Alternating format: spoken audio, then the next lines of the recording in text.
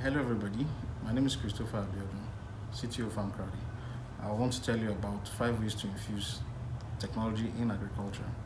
First of all, you have machines on farms. You agree with me that if you have a lot of tractors and machines, you'll be able to do a lot more on your farms. Secondly, drones on the farms. Drones are vehicles that fly that you can control remotely. Those drones cover a lot more distance than the human leg can. So if you have like 1,000 hectares and so on and so forth, you can use the drones to do mapping, GPS mapping. You can use the drones to do stuff from getting pesticides on the farms and information about the farm and the farmland.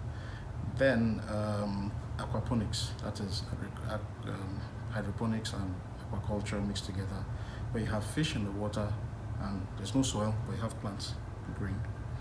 So you have genetically produced plants where they've been modified, their genes have been modified to be able to withstand pests and so on and so forth and harsh conditions. Modern transportation, there are some plants that you cannot transport, like chicken, for example.